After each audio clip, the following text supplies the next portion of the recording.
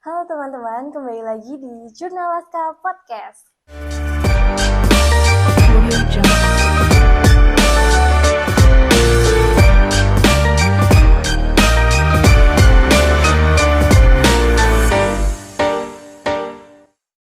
Kali ini bersama aku Hayu yang akan menjadi host kalian dan menemani podcast kali ini dari awal hingga akhir.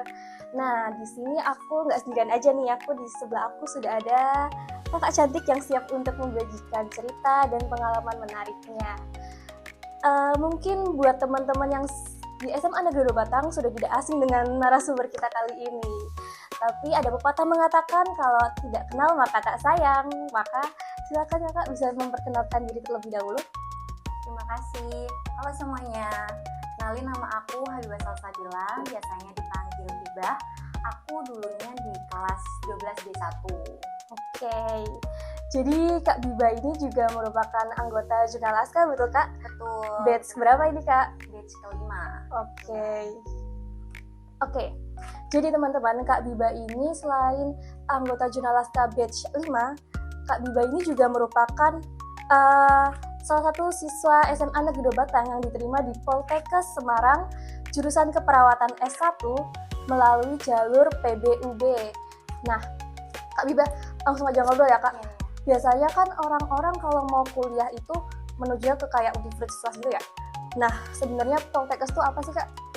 Poltekkes itu sebenarnya kayak kedinasan. Itu tuh kampus kesehatan yang langsung di bawah sama Kemenkes RI gitu. Jadi sebenarnya kalau mau ke jurusan kesehatan lebih propernya ke Poltekkes itu sih. Berarti kayak Poltekkes itu bisa kayak langsung kerja gitu atau enggak Kak? Dulunya iya, tapi sekarang udah diganti programnya. Jadi kalau semisal kalian pengen nih kerja ke luar negeri, itu ada programnya tersendiri. Kalau kalian pengennya tanpa tes gitu, bisa langsung ikut di kelas internasional. Tapi kalau kalian pengen reguler dulu nih, pengen nyoba kerja di Indonesia dulu nih, bisa juga. Tapi nantinya kalau semisal pengen ke luar negeri, itu udah ada jalur tesnya lagi gitu. Wow, menarik sekali. Kenapa sih akhirnya Kak Biba ini memilih buat masuk ke Poltekkes, khususnya ke jurusan keperawatan? Awalnya itu karena aku emang pengennya di jurusan keperawatan. Terus yang kedua, awalnya tuh nggak secara spesifik pengen masuk ke Poltekkes gitu. Jadi pas Januari itu aku kan coba nyari-nyari kampus gitulah. Awalnya aku pengennya ke Undip. Wow. Nah, kata ibu, coba Poltekkes, siapa tahu udah bisa. Soalnya ada adiknya temennya ibu aku tuh yang udah masuk Poltekkes itu. Jadi di sana juga ada kenalannya, maksud ibu aku gitu. Tapi akunya awalnya nggak mau, pengennya di Undip gitu. Terus akhirnya coba deh searching. Ternyata udah mulai pembukaan Januari tuh. Aku kira kan katanya Poltekkes itu setahu aku dulu ya, pendaftarannya itu setelah SNBP setahu aku. Ternyata pas Januari udah buka. Jadi aku akhirnya coba daftar itu H-1 penutupan. Gila ya. Iseng-iseng berhadiah. Makanya itu pas tahu keterima kok keterima, padahal cuma ya iseng gitu aja. Nah, Kak Biba ini kan diterima melalui jalur PBUB. PBUB itu apa sih Kak? Jalur PBUB itu sebenarnya jalur yang berbasis prestasi ya teman-teman. Jadi nanti kalau kalian mau daftar jalur SPMB PBUB namanya, itu harus menyantumkan prestasi kejuaraan minimal tingkat kabupaten atau kota. Terus juga nilai. Nah, nilai yang diampu itu ada 3 mapel, ada matematika, bahasa Indonesia, sama bahasa Inggris. Tapi sebenarnya nilai itu nggak terlalu berpengaruh. Yang diambil di jalur SPMB PBUB itu yang apa namanya? Prestasi. Iya, betul. Berarti Kak Biba ini selain akademiknya oke, punya prestasi lomba-lomba gitu. Alhamdulillah. Boleh di-spill tuh Kak, lombanya apa? Kemarin aku masukin prestasinya itu waktu kemarin juara 1 lomba karya tulis ilmu sejarah dan tradisi. Terus yang kedua waktu jadi perwakilan BNM di lomba ceramah. Keren banget sih. Kalau tantangan terbesar Kak Biba selama melalui proses seleksi PBUB ini gimana sih Kak? Sebenarnya tantangannya itu sebelum aku masuk ke seleksi itu, kan kalau mau masuk seleksi itu harus punya prestasi ya. Nah itu tuh gimana caranya aku biar dapat prestasi itu dulu kan, biar bisa masuk. Nah, itu sih yang pertama. Terus yang kedua, ada seleksi dadakan. Kebetulan pas itu di jadwalnya itu nggak ada seleksi wawancara, cuma adanya seleksi berkas, terus seleksi kesehatan doang, tes kesehatan. Nah tiba-tiba itu kan tanggal 14, terus tanggal 20-nya itu aku dapat email sama WA. Aku posisi waktu itu masih di sekolah, masih jamnya Bu Kandria, kebetulan yang terima kasih Bu Kandria sudah memberikan dispen kepada saya. Akhirnya aku izin pulang karena disuruh wawancara untuk mempresentasikan lomba yang pernah diikuti itu. Aku nggak ada persiapan dong waktu itu. Ya udah, akhirnya pas pulang itu aku coba searching pertanyaan yang kira-kiranya apa nih gitu. Tapi alhamdulillah lancar sih. Bener-bener dadakan, dar-dar banget ya. Iya bener banget. Tapi alhamdulillah bisa ya Kak terlampaui gitu. Nah gimana cara Kak Habibah biar bisa antara akademik sekolah, ekskul, lomba-lomba itu bisa berjalan beriringan gitu loh? Awalnya pas kelas 10 itu aku benar-benar gak ikut apapun. Aku cuma coba fokus aja di akademik aku. Dan aku rasa pas 1 tahun itu ternyata kurang. Kok di akademik doang kok kayak gini ya. Kok teman-teman bisa pas masih kelas 10 kok udah bisa angkat piala, udah dipanggil pas upacara ke depan buat terima piala. Akhirnya aku coba cari-cari nih, mereka itu ikut apa ya. Terus kebanyakan tuh basket, terus kalau nggak olahraga ya jurnal. Sedangkan aku di olahraga tuh mau banget, nggak bisa.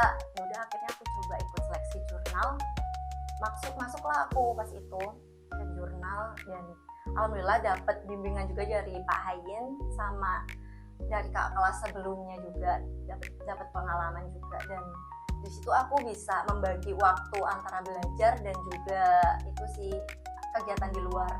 Nah kalau kegiatan di luar kan jelas ya jurnal ya, aku cuma ikut jurnal doang. Soalnya kalau kegiatan akademiknya yang pertama awalnya pas kelas 10 aku nggak ikut les apapun, cuma ya udah belajar doang di rumah. Terus pas udah kelas 11 kayaknya karena udah pengen jurusan juga, kayaknya aku pikir butuh mentor juga nih dari orang luar, ya cobalah ikut les.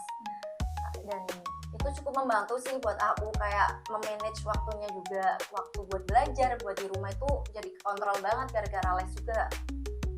Jadi kalau udah di rumah ya udah istirahat doang gitu, sambil ya belajar tipis-tipis lah. Tipis-tipis.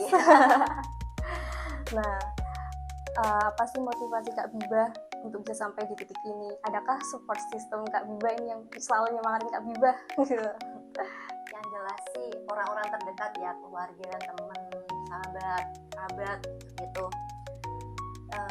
Motivasinya bisa sampai di sini yang pertama karena itu support system itu. Kalau tanpa mereka sih mungkin aku masih males-malesan ya. Terus juga ekonomi gitu. Karena kalau aku mikir gimana ya caranya biar bisa kuliah tanpa jalur mandiri atau swasta, karena kan cukup mahal ya, makanya itu. Benar sih. Nah Kak Habibah, entar harapan sama impian Kak Biba ini setelah kuliah di keperawatan ini gimana Kak? Gimana? Jadi planning aku gitu ya. Kalau pas masuknya itu aku pengen masuk sama kayak nerusin SMA sekarang, pengen ikut jurnalistiknya. Terus yang kedua pengen ikut penelitian itu, kayak seru banget gitu kan, kayak udah passionnya Kak Biba banget ya. Amin. Terus setelah ikut penelitian tentunya aku pengen seenggaknya selama aku kuliah di Poltekkes itu aku bisa ngasilin satu prestasi lah, menyumbang prestasi di sana. Nah, entah dari itu jalur penelitian atau dari jalur jurnalistik atau manapun. Terus yang terakhir aku sebenarnya pengen ikut program bekerja di luar negerinya itu sih, cuma nanti pengen kerja di Indonesia dulu. Semoga tercapai ya Kak Biba. Nah, sebelum kita mengakhiri podcast ini, aku tuh mau main mitos or fakta sama Kak Biba. Sedikit aja, boleh ya? Boleh. Mitos or fakta, kalau masuk ke perawatan itu cuman buat cewek-cewek aja. Nggak, salah banget.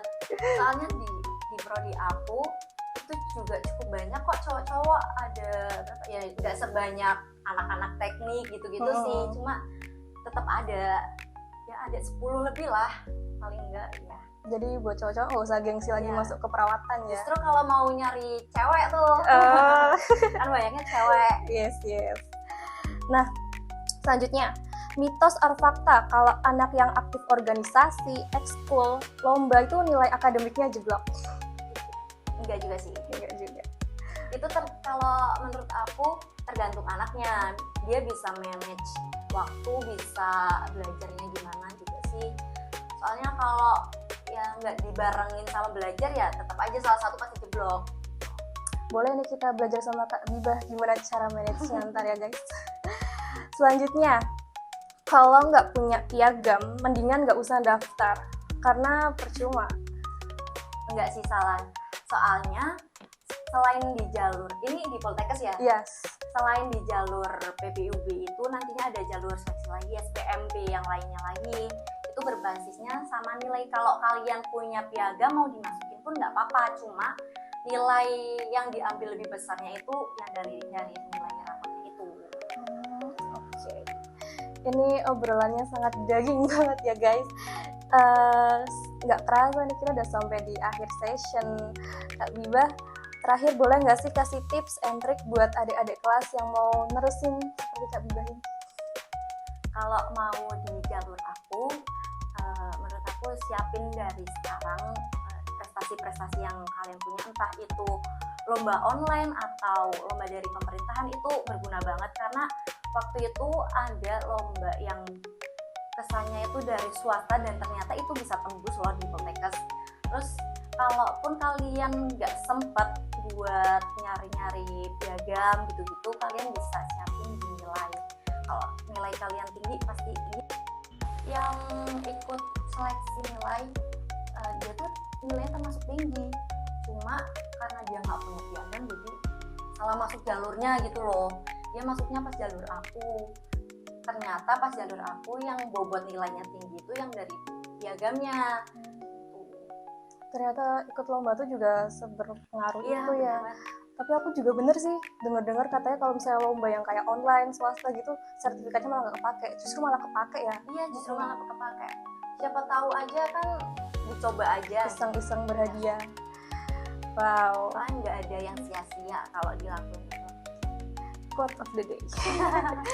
Oke teman-teman, segitulah perbincangan aku sama Kak Bibah. Semoga bisa bermanfaat nih buat teman-teman yang nantinya mau ngikutin kayak Kak Bibah mulai di Poltekkes.